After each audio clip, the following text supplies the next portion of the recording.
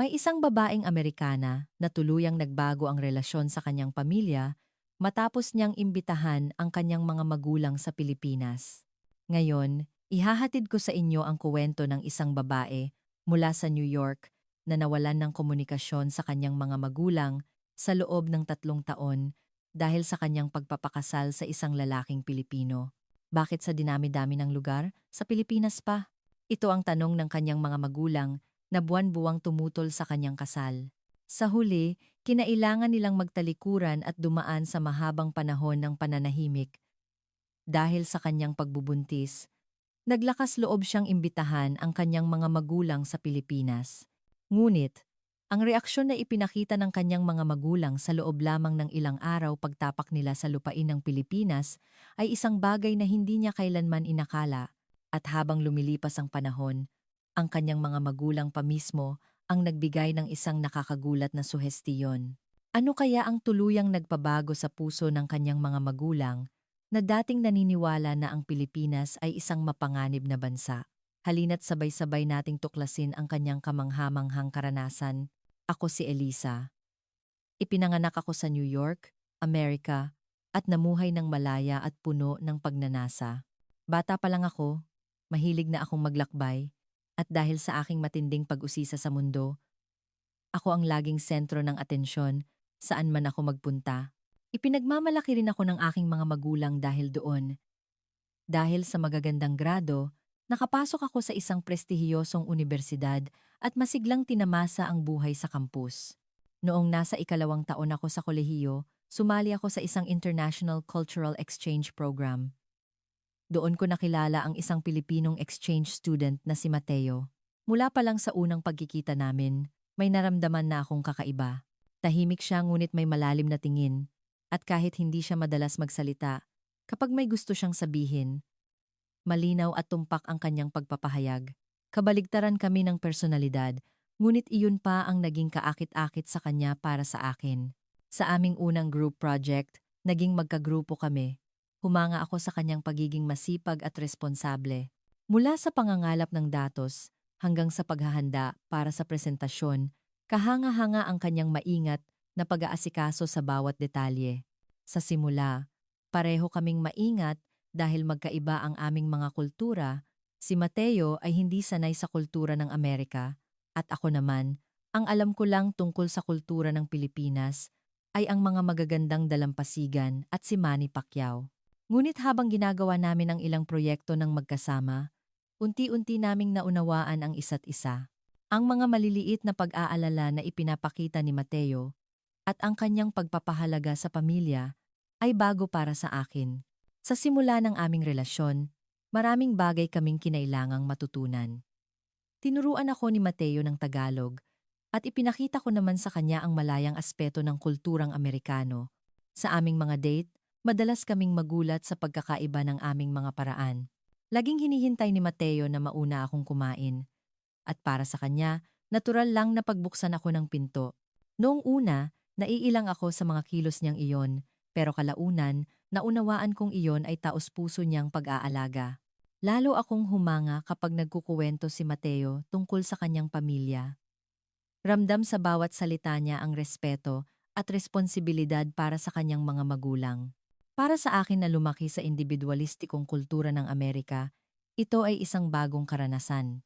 Naranasan ko ring sumama sa mga kaibigan niyang Pilipino sa isang Filipino restaurant para kumain ng sinigang at lechon at humanga ako sa kanilang matatag na pagkakaibigan. Pagdating ng ikatlong taon namin sa kolehiyo, lalong lumalim ang aming relasyon. Ipinakilala ko si Mateo sa aking mga magulang. Bagamat may kaunting pagkailang sa simula, nagustuhan din nila si Mateo dahil sa kanyang magalang na asal. Magalang at tapat na binata, sabi nila na may positibong pagtatasa. Noong makilala ko naman ang mga magulang ni Mateo sa pamamagitan ng video call, kinabahan ako, ngunit napanatag ako sa kanilang mainit na pagtanggap. Habang papalapit ang aming pagtatapos, naharap kami sa isang malaking problema. Kailangang bumalik ni Mateo sa Pilipinas, at ako naman ay kailangang magsimula ng karera sa New York. Ngunit ayaw naming isuko ang aming relasyon. Nagpa siya kaming subukan ng isang long-distance relationship. Napakabigat ng mga unang buwan. Dahil sa 12 oras na pagkakaiba sa oras, hindi madaling mag-usap sa telepono at limitado ang pagbabahagi namin ng aming pang-araw-araw na buhay. May mga araw na hindi kami nagkakausap dahil abala si Mateo sa pagsisimula ng kanyang bagong trabaho sa Pilipinas. Sa tuwing nangyayari iyon, nababalisa ako at nalulungkot, ngunit nalampasan namin ito sa pamamagitan ng tiwala sa isa't isa. Ang aming lingguhang video call tuwing weekend ang aming naging sandalan. Detalyado naming ibinabahagi ang aming pang-araw-araw na buhay, nanonood kami ng pelikula, at sabay kumakain. Ipinapakita sa akin ni Mateo sa video ang pagkakaiba ng tag-init at tag-ulan sa Pilipinas, at ibinabahagi ko naman ang iba't ibang kaganapan sa New York. 2 beses sa isang taon, nagkikita kami. Paulit-ulit naming naranasan ang sobrang kagalakan sa aming pagkikita sa airport at ang lungkot ng paghihiwalay, ngunit pinanatili naming matatag ang aming pag-ibig. Ang 4 na taong long-distance relationship ay hindi naging madali. May mga pagkakataong naiinggit ako sa aking mga kaibigan na kasama ang kanilang mga kasintahan at umiiyak ako kapag kailangan kong mag-isang harapin ang mahahalagang sandali. Mahirap ipaliwanag ang lungkot na nararamdaman ko kapag mag-isa akong nagdiriwang ng Thanksgiving o Pasko. Ngunit tiniis ko ang lahat habang iniisip ang hinaharap na bubuuin namin ni Mateo. Sa prosesong iyon, unti-unti akong naging interesado sa buhay sa Pilipinas. Ang mga kwento ni Mateo, ang mabilis na pagbabago sa teknolohiya at kultura, at ang mainit na komunidad lahat ay tila kaakit-akit. Nagsimula akong isipin na balang araw, gusto kong manirahan sa Pilipinas. Nang sa wakas ay nag-propose si Mateo, hindi ako nag-atubiling sumagot ng oo. Sa loob ng 7 mahabang taon, lubos na naming nakilala ang isa't isa at sigurado na kami. Ang aming pag-ibig na lalong tumibay dahil sa long-distance relationship at ang mga pagsubok na aming nalampasan ay patunay ng katatagan ng aming relasyon. Ngunit nang ibalita ko sa aking mga magulang ang tungkol sa kasal at ang plano kong lumipat sa Pilipinas, hindi ko inaasahan ang kanilang reaksyon. Sa simula, tila masaya sila para sa amin. Mabait na lalaki si Mateo, at 7 taon na kayong magkasintahan, kaya't kilala niyo na ang isa't isa, sabi nila. Ngunit nang sabihin kong plano kong lumipat sa Pilipinas, biglang nagbago ang lahat. Pilipinas? Bakit? Kailangan mo pa bang pumunta doon? Halata sa boses ng aking ama ang pagkalito at pag-aalala. Ganoon din ang aking ina. Hindi ba't pwedeng dito na lang magtrabaho si Mateo? Bakit kailangang ang anak natin ang pumunta sa malayong lugar na iyon? Ipinaliwanag ko na ang pamilya at karera ni Mateo ay nasa Pilipinas. Sinabi ko rin na malaki ang interes ko sa kultura ng Pilipinas at gusto kong subukan ang isang bagong kapaligiran. Ngunit lalo lang lumaki ang kanilang pag-aalala. Makalipas ang ilang araw, kinausap ako ng aking ama ng masinsinan. Sa ibabaw ng mesa ay may mga iba't ibang materyales na nahanap niya sa internet. Elisa, alam mo ba talaga kung anong klaseng bansa ang Pilipinas? Sabi niya habang ipinapakita ang mga artikulo sa diaryo.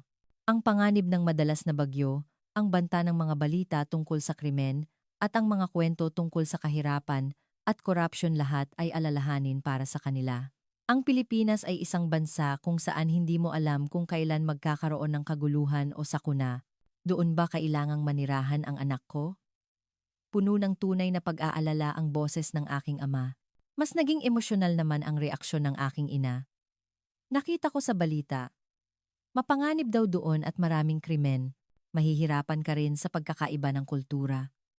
Nagbigay siya ng mga halimbawa ng mga problemang nangyari sa ilang komunidad ng mga dayuhan doon para ipahayag ang kanyang mga pangamba.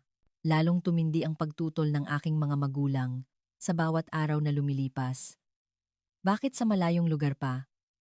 Marami namang mas mabuting lalaki dito sa Amerika. Narinig ko, dehado raw ang mga babae sa kulturang Asyano. Sa tuwing naririnig ko ang mga salitang iyon, naninikip ang aking dibdib, lalo na ang aking ina. Tila nararamdaman niyang inaagaw sa kanya ang kanyang anak. 20 taon kong pinalaki ang anak ko, tapos kailangan ko siyang ipadala sa ganoon kalayong lugar, sabi niya habang umiiyak. Sa tuwing nakikita ko siyang ganoon, parang dinudurog ang puso ko. Kahit ang aking mga kaibigan ay nagbigay ng payo na may halong pag-aalala, kailangan mo ba talagang pumunta sa Pilipinas? Mahirap na nga ang long distance, tapos lilipat ka pa. Sa tuwing naririnig ko ang mga salitang iyon, halos manghina ang aking desisyon. Lalong lumalim ang alitan sa aming pamilya na tumagal ng ilang linggo. Sa hapagkainan, ito ang laging usapan, at paulit-ulit lang ang takbo ng aming pag-uusap. Ang pag-aalala at pagtutol ng aking mga magulang, at ang aking paninindigan. Tila may isang linyang hindi matatawid sa pagitan namin. Ang tiyak na sandali ay nangyari sa isang pagtitipon ng pamilya para sa Thanksgiving. Sa harap ng lahat, sinubukan muli akong kumbinsihin ng aking ama. Elisa, huling tanong na ito. Bakit sa dinami-dami ng lugar? Sa Pilipinas pa. Kung mahal mo si Mateo, pwede naman siyang manirahan dito sa Amerika. Bakit kailangang ang anak natin ang pumunta sa malayong lugar? Sa sandaling iyon, hindi ko na kayang magpaliwanag ng lohikal. Kahit pag-usapan ko pa ang umuunlad na ekonomiya ng Pilipinas, ang kaligtasan sa mga modernong lugar, ang sistema ng edukasyon, o ang kalidad ng pangangalagang medikal sa mga pribadong ospital, hindi sila makikinig. Sa huli, sinabi ko ang pinakatapat kong nararamdaman. Dahil po si Mateo siya, wala na akong ibang paraan para ipaliwanag. Gusto kong makasama ang taong mahal ko. Iyon lang ang simple at malinaw na dahilan. Anumang bansa pa iyon, anumang hirap ang dumating, gusto naming sabay na harapin. Tila natahimik ang aking mga magulang sa sagot kong iyon. Malalim na bumuntong hininga ang aking ama at tumalikod ang aking ina. Napakatagal ng katahimikan sa sandaling iyon. Sa gitna ng mabigat na pananahimik sa harap ng buong pamilya, naramdaman kong tila nag-iisa ako. Ang paghahanda para sa kasal ay mas mahirap kaysa sa inaasahan. Sinabi ng aking mga magulang na dadalo sila, ngunit ramdam kong isinara na nila ang kanilang mga puso. Mula sa pag-book ng venue hanggang sa pagpili ng damit, gusto kong humingi ng tulong sa aking ina, ngunit hindi na siya kasing sigasig tulad ng dati. Sa araw ng kasal, pilit silang ngumingiti. Ngunit sa likod ng mga ngiting iyon, ramdam ko ang pag-aalala at kalungkutan. Nang dumating ang mga magulang ni Mateo mula sa Pilipinas, naging awkward ang kapaligiran. May hadlang sa wika, ngunit mas mataas pa ang pader sa pagitan ng aming mga puso. Pagkatapos ng aming honeymoon, sa araw ng aming pag-alis papuntang Pilipinas, napakasakit ng aming pamamaalam sa airport. Hanggang sa huli, sinabi ng aking ina, "Kung mahihirapan ka talaga, umuwi ka anumang oras." Ngunit alam ko ang tunay na kahulugan sa likod ng mga salitang iyon. Umaasa silang mabibigo ako at babalik agad, o kahit man lang ay madalas kaming magkikita. Hindi ko malilimutan ang itsura ng aking mga magulang habang nililingon ko sila pagpasok sa gate. Ang kanilang mga mukha na may halong pag-aalala at pagmamahal, at ang mga luha sa kanilang mga mata habang kumakaway. Lahat ng iyon ay nagpasikip sa aking dibdib. Kaya, sa kabila ng pagtutol ng aking mga magulang, pinakasalan ko si Mateo at lumipat sa Pilipinas. Ito ay isang desisyon para makasama ang taong mahal ko, ngunit kasabay nito, isang desisyon na nag-iwan ng malaking sugat sa relasyon namin ng aking pamilya. Ngunit hindi ako nagsisisi. Naniniwala akong balang araw, maiintindihan din ako ng aking mga magulang, dala ang tiwalang iyon. Sinimulan ko ang isang bagong buhay sa isang banyagang lupain. Lumipas ang ilang buwan sa Pilipinas, at unti-unti akong nasanay sa buhay dito. Nanirahan kami ni Mateo sa isang magandang condominium sa labas ng Maynila sa Bonifacio Global City. Sa simula, lahat ay bago, mula sa pagbati ng mga kapitbahay sa elevator, sa sistema ng pamamahala ng gusali. Ang pinakamahirap ay ang wika. Ang Tagalog na itinuro sa akin ni Mateo ay hindi sapat para sa pang-araw-araw na usapan. Kahit sa supermarket, hirap akong hanapin ang mga gusto kong bilhin, at sa isang salon sa aming lugar, hindi kami magkaintindihan, kaya't nagkaroon ng ilang nakakailang na sandali. Ngunit nagulat ako sa kabaitan ng mga tao. Kapag nagsasalita ako ng pautal-utal na Tagalog, sinisikap nilang intindihin ako, at ang mga marunong mag-Ingles ay handang tumulong. Lalo na si Aling Nena, na nakatira sa parehong palapag, ay isang malaking tulong.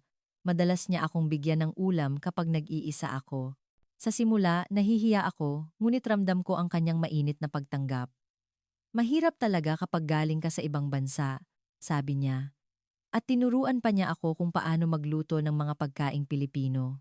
Mula adobo, sinigang, hanggang sa iba pang putahe, isa-isa kong natutunan. Hindi rin naging madali noong una na makipagkaibigan sa mga batang ina sa aming kondominium. Dahil sa pagkakaiba ng kultura at hadlang sa wika, mahirap sumali sa kanilang mga usapan. Ngunit pagkaraan ng ilang buwan, nagsimula akong dumalo sa maliliit na pagtitipon at unti-unti kaming naging malapit. Mula sa usapan tungkol sa edukasyon ng mga bata, trabaho ng asawa, hanggang sa mga biyenan, marami akong natutunan tungkol sa buhay ng mga babaeng Pilipino. Malaking suporta rin ang pag-aalaga ni Mateo. Pag-uwi niya galing sa trabaho, lagi niyang tinatanong kung ano ang ginawa ko sa buong araw. At tuwing weekend, sabay kaming namamasyal para maranasan ko ang kulturang Pilipino. Nagpunta kami sa Tagaytay, Intramuros, at iba pang lugar. At unti-unti, lumalim ang pag-unawa ko sa bansang ito. Pagkaraan ng 2 taon, naramdaman kong tahanan ko na talaga dito. Ang tanawin ng mga gusali at kalikasan mula sa aking bintana tuwing umaga, ang tunog ng mga sasakyan sa malayo, at ang pagbati sa mga kapitbahay lahat ay naging bahagi na ng aking pang-araw-araw na buhay. Gumaling na rin ang aking Tagalog, at ngayon ay nakikipagbiruan na ako sa aking mga kapitbahay. Isang araw, dumating ang pinakamalaking pagbabago sa aking buhay. Nagbuntis ako. Hindi ko malilimutan ang saya noong kinumpirma ito sa ospital. Naluha si Mateo habang mahigpit akong niyayakap at matagal kaming nagbabad sa kaligayahan. Ngunit kasabay nito, naging komplikado ang aking pakiramdam. Masakit sa dibdib na hindi ko maibahagi ang masayang balitang ito sa aking mga magulang. Dahil halos 3 taon kaming hindi nag-usap, hindi madaling tumawag bigla. Pagkatapos ng ilang araw na pag-iisip, naglakas loob akong tumawag. Hindi ko malilimutan ang kaba habang nagriring ang telepono. Nang marinig ko ang hello ng aking ina, halos maiyak ako. Ma, ako to. Si Elisa. May ilang sandali ng katahimikan, ngunit tila masaya ang aking ina. Buntis ako. Nang sabihin ko ito, matagal siyang hindi nakapagsalita. At bigla, nanginginig ang kanyang boses nang sabihing, talaga? Isang boses na may halong saya, gulat, at iba't ibang emosyon. Kinuha rin ng aking ama ang telepono. Congratulations, sabi niya, ngunit may kaunting pagkailang pa rin. Gayunpaman, hindi niya maitago ang pananabik sa pagkakaroon ng apo.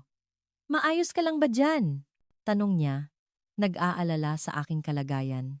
Dahil sa tawag na iyon, unti-unti kaming nagkausap muli. Detalyadong nagtatanong ang aking ina tungkol sa aking pagbubuntis, kung kumusta ang mga ospital sa Pilipinas at kung kumakain ba ako ng maayos.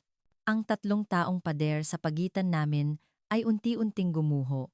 Nang 7 buwan na ang tiyan ko, maingat na sinabi ng aking ina, Elisa, gusto ka naming dalawin dyan sa Pilipinas.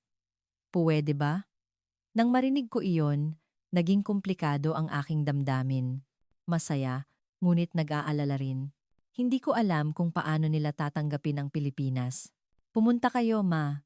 Gustong-gusto ko kayong makita. Sa huli, iyon ang isinagot ko. Sumang-ayon din si Mateo.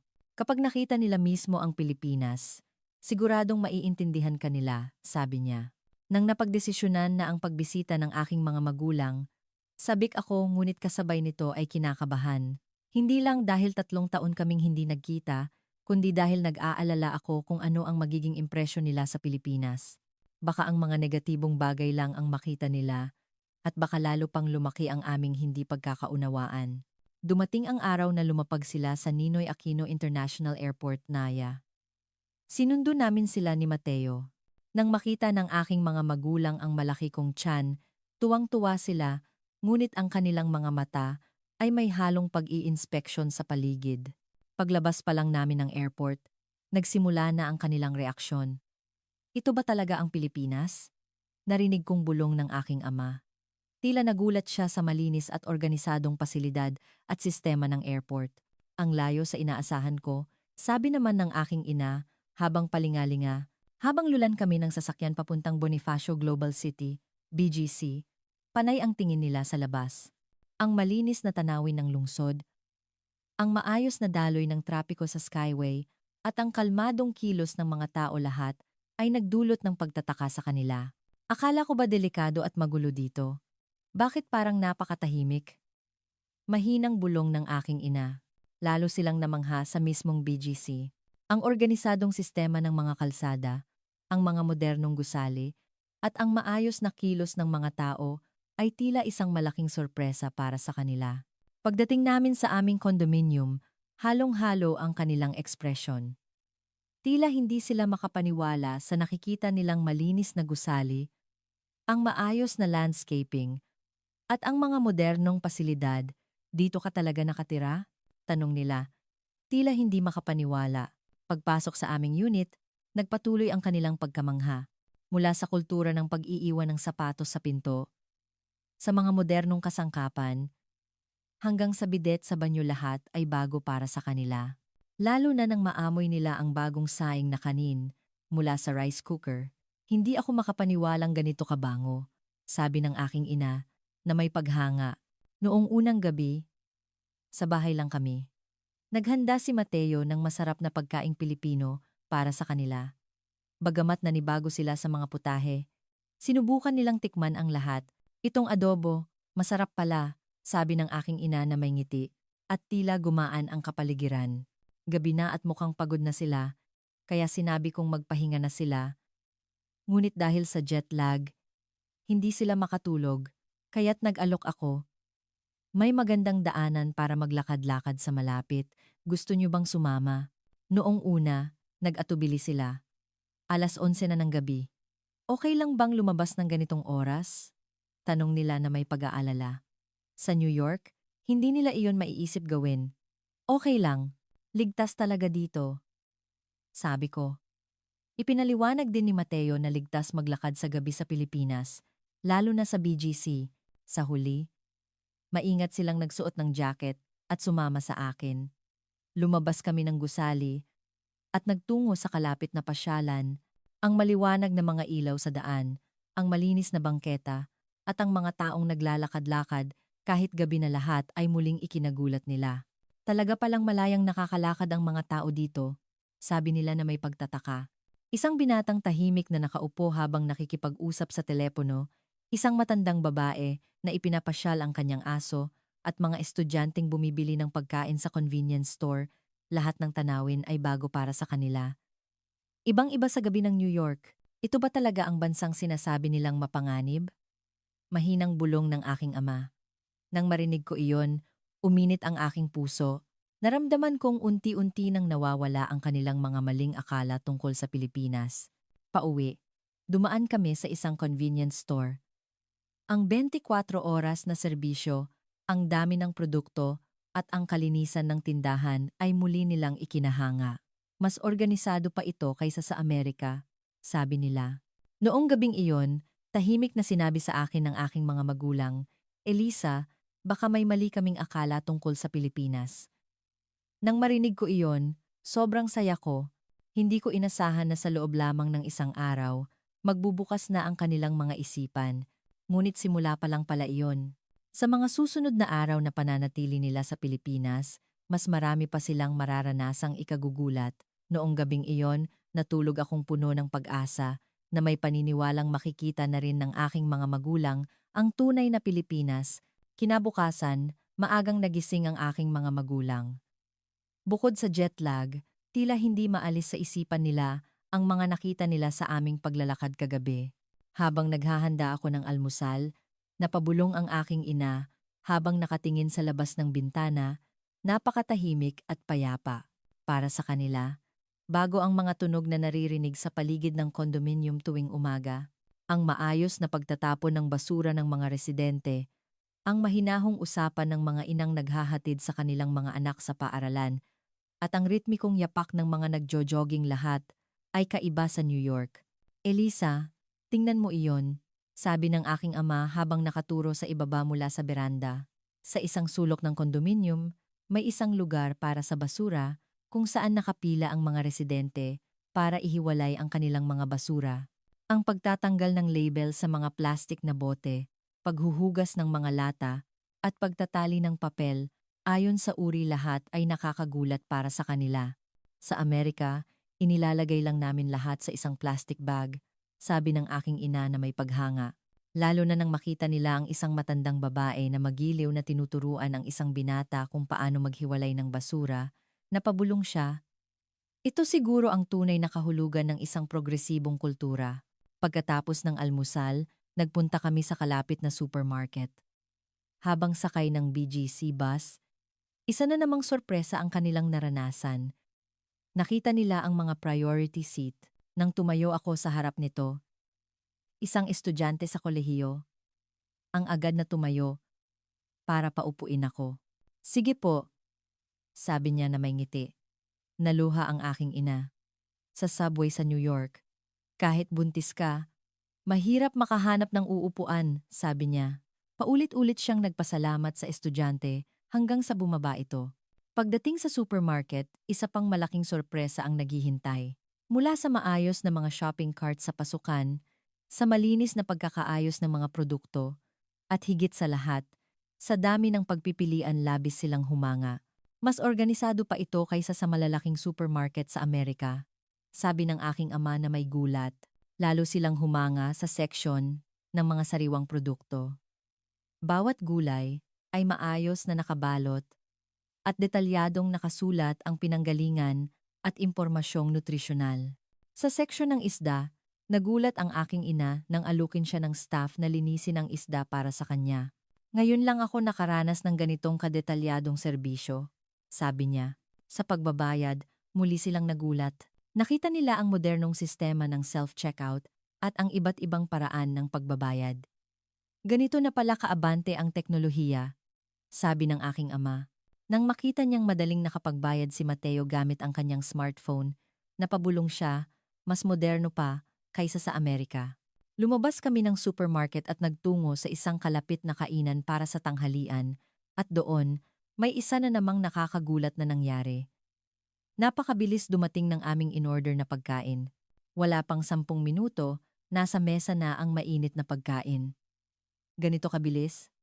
Masarap kaya? Nag-aalalang tanong ng aking mga magulang, ngunit pagkatapos ng unang subo, tuluyan silang nagbago ng isip. Paano naging ganito kabilis at kasarap?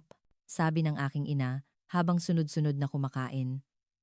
Lalo siyang humanga sa masarap na sabaw ng sinigang at sa dami ng mga side dish. Sa mga restaurant sa Amerika, kahit tubig may bayad. Pero dito, ang daming kasama, sabi niya. Sa hapon, mayroon akong regular check-up sa ospital, kaya't isinama ko sila. Pagdating pa lang sa ospital, namangha sila sa kalinisan at organisadong sistema. Mula sa reception, waiting area, hanggang sa konsultasyon, lahat ay digital. Habang naghihintay, pinagmasdan nila ang paligid. Ang mga komportableng upuan para sa mga buntis, ang nakaka-relax na musika, at ang maayos na impormasyon tungkol sa pagbubuntis lahat ay kanilang ikinahanga. Mas maalaga pa sila dito kaysa sa mga ospital sa Amerika, sabi ng aking ina. Pagpasok sa klinik, lalo silang nagulat. Ang magiliw at detalyadong paliwanag ng doktor, ang mga modernong kagamitan, at higit sa lahat, ang 4D ultrasound na malinaw na ipinapakita ang aking sanggol labis silang naantig. Ang apo natin, ang linaw-linaw na, sabi ng aking ina habang umiiyak. Lubos ding humanga ang aking ama sa kabaitan ng doktor na nagpaliwanag din sa Ingles. Ang galing at bait pala ng mga medical staff dito, sabi niya. Nang malaman nilang mas mura ang bayad kaysa sa inaasahan, muli silang nagulat. Paglabas ng ospital, dumaan kami sa isang coffee shop at doon nila unang naranasan ang kultura ng cafe sa Pilipinas. Nagulat sila na libre ang wifi at malayang magamit ang mga saksakan. Sa Amerika, kailangan mo pang itanong ang password ng wifi, pero dito, libre lang, sabi ng aking ama. Habang nagkakape, tahimik silang nag-uusap. Habang pinagmamasdan ang malinis na tanawin sa labas, ang maayos na mga taong naglalakad, at ang payapang pang-araw-araw na buhay, napabulong ang aking ina, ibang-iba talaga sa inaakala ko. Gabi na nang pauwi kami, isa na namang karanasan ang aming nasaksihan. Sa isang BGC bus stop, may isang matandang naka-wheelchair at natural na tinulungan siya ng mga kabataan. Nagkaintindihan sila sa tinginan lang at nagtulungan para iakyat siya. Lubos silang naantig. Natural lang pala sa kanila ang pagtulong, sabi ng aking ama. At mukhang wala talaga tayong alam tungkol sa Pilipinas. Unti-unti nang lumalabas ang kanilang pagsisisi sa pagtutol nila 3 taon na ang nakalipas. Pagdating sa bahay, habang naghahanda ng hapunan, umorder si Mateo ng pizza online. Gaano kaya kabilis darating yan? Mausisang tanong ng aking mga magulang. Wala pang 20 minuto, dumating na ito. Ang mainit na pizza na maayos, na nakabalot muli silang nagulat. Napakabisa ng sistemang ito, sabi ng aking ama. Nang matikman nila ang pizza, nasiyahan sila sa lasa at bilis ng serbisyo. Lalo silang humanga sa real-time tracking system ng delivery app. Talagang napapadali ng teknolohiya ang buhay, sabi nila. Habang naghahapunan, pinag-usapan nila ang lahat ng kanilang naranasan sa buong araw. Ang kaayusan sa pagtatapon ng basura, ang pagbibigayan sa bus, ang sistema ng supermarket, ang serbisyo sa ospital, at ang kabaitan ng mga tao lahat ay salungat sa kanilang inaasahan. Elisa, wala talaga kaming alam, sabi ng aking ina habang hawak ang aking kamay. Ngayon, naiintindihan ko na kung bakit gusto mong manirahan dito. Nang marinig ko iyon, komplikado ang aking naramdaman. Sa isang banda, nang hinayang ako sa 3 taong nasayang. Seryoso ring sinabi ng aking ama, "Anak, nagkamali ako. Hindi ko alam na ganito pala ang bansang ito. Naiintindihan ko na kung bakit ka masaya dito." Sa sandaling iyon, halos maiyak ako. Gabi na, muli kaming lumabas para maglakad-lakad, ngunit iba na ang reaksyon ng aking mga magulang. Hindi nagulat, kundi paghanga ang nasa kanilang mga mata, ang ligtas na daan kahit gabi. Ang mga taong tahimik na nag-uusap at ang payapang kapaligiran lahat ay bago para sa kanila. Dumaan kami sa convenience store para bumili ng ilang bagay at muli silang humanga sa 24 oras na serbisyo at sa magiliw na staff. Bihira kang makakita ng ganitong kaginhawahan kahit sa Amerika, sabi ng aking ama. Pauwi, tahimik na sinabi ng aking ama, "Elisa, hindi ka pala nagkamali." Ang isang salitang iyon ay napakalaki ng kahulugan para sa akin. Ang 3 taong hindi pagkakaunawaan, pagkakahiwalay, at kalungkutan ay unti-unting nawala dahil sa salitang iyon. Ngayon, naiintindihan ko na kung bakit mo pinili ang bansang ito, dagdag ng aking ina. Mabait si Mateo, at ang bansang ito ay ibang-iba sa aming akala. Nang marinig ko iyon, gumaan ang aking pakiramdam. Bago matulog, sinabi nila sa akin, gusto pa naming makakita ng mas marami bukas. Ang kaba at pag-aalala noong unang araw ay napalitan na ng pag-usisa at pananabik. Natuwa ako dahil nagsimula na nilang maunawaan ang tunay na Pilipinas. Ngunit simula pa lang pala ito. Marami pang karanasan ang naghihintay sa kanila at sigurado akong ito ang tuluyang magpapabago sa kanilang mga puso. Ang mga huling araw ng aking mga magulang sa Pilipinas ay naging napakahalaga. Hindi na pagtataka kundi paghanga, hindi na pag-aalala kundi kapanatagan ang kanilang nararamdaman habang pinagmamasdan ang bansa. Lalo na habang tinitingnan nila ako na nagdadalang tao, personal nilang naramdaman kung gaano ka-stable at kasaya ang buhay dito. Sa huling araw, bago kami pumunta sa airport, sinabi nilang gusto nilang muling maglakad-lakad sa aming lugar. Ang daan na halos araw-araw nilang nilakaran sa loob ng 1 linggo ay tila iba na ngayon sa kanilang paningin. Ang mga residenteng naglalakad kasama ang kanilang mga aso. At ang mga batang ligtas na nagtatakbuhan lahat ay tila payapang bahagi ng pang-araw-araw na buhay para sa kanila. Napakagandang lugar, sabi ng aking ina habang hinihimas ang aking tiyan, ang swerte ng apo namin na lalaki sa ganitong kapaligiran. Nang marinig ko iyon, naluha ako. 3 taon na ang nakalipas, sila ang pinakamatinding tumutol, ngunit ngayon, sila pa ang panatag na panatag. Sa sasakyan papuntang airport, tahimik na sinabi ng aking ama, "Elisa, patawarin mo ako." Katabi niya si Mateo na yumuko at nagsabing, "Salamat po, Tay, Nay, sa pag-unawa ninyo." Ang aming pamamaalam sa airport ay ibang-iba kumpara sa 3 taon na ang nakalipas. Noon, Puno iyon ng kalungkutan at pag-aalala. Ngayon, mas nangingibabaw ang pananabik at pag-asa. Mahigpit na hinawakan ng aking mga magulang ang aking kamay at sinabing, babalik kami para sa panganganak mo. Mag-ingat ka. At kay Mateo, Mateo, alagaan mo ang anak namin. Mahigpit na hinawakan ng aking ama ang kamay ni Mateo. Nang makita ko iyon, naramdaman kong napakarami ng nagbago. Hindi ko akalain na ang 3 taon ng lamig ay magiging ganito kainit sa loob lamang ng 1 linggo. Pagkaalis nila, madalas na silang tumawag. Halos araw-araw para kumustahin ako. At ibinabalita rin nilang ipinagmamalaki nila sa kanilang mga kaibigan ang kanilang karanasan sa Pilipinas. Puno talaga kami ng maling akala, sabi nila, at masigasig na ipinapaliwanag sa iba ang kagandahan ng bansa, lalo na ang aking ina, naging interesado sa pagkaing Pilipino. Bumibili raw siya ng toyo at suka sa isang supermarket sa New York at sinusubukang magluto. Sinubukan kong lutuin ang adobo na itinuro mo at masarap, sabi niya, sabay padala ng litrato. Makalipas ang ilang buwan, isinilang ko ang aking anak. Medyo mas maaga kaysa sa inaasahan, kaya't agad kong tinawagan ang aking mga magulang. Wala pang 1 linggo, dumating sila sa Pilipinas. Hindi ko malilimutan ang kanilang ekspresyon nang una nilang makita ang kanilang apo. Umiiyak ang aking ina habang sinasabing, siya na ang pinakamagandang sanggol sa buong mundo. Ang aking ama, na karaniwang tahimik, ay hindi maalis ang ngiti habang nakatitig sa sanggol. Sa pagbisitang ito, isa na namang aspeto ng Pilipinas ang kanilang natuklasan. Namangha sila sa sistema ng postnatal care sa ospital. Sa Amerika, pauwiin ka kaagad pagkatapos manganak, pero dito, napaka-organisado ng alaga, sabi nila. Ang propesyonal na pangangalaga, ang nutrisyon, at ang serbisyo para sa bagong silang na sanggol lahat ay bago para sa kanila. Pag-uwi namin sa bahay, patuloy silang namangha sa sistema ng pag-aalaga ng bata sa Pilipinas.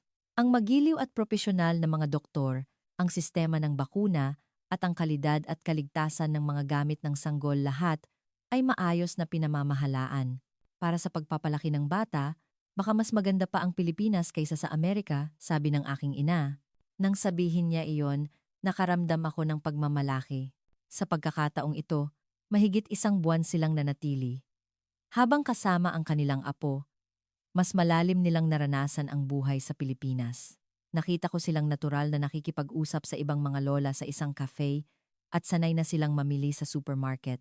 Lalo akong naantig ng pag-usapan nila ang kaligtasan sa lugar. Kahit gabi, hindi nakakatakot ilabas ang mga bata, no?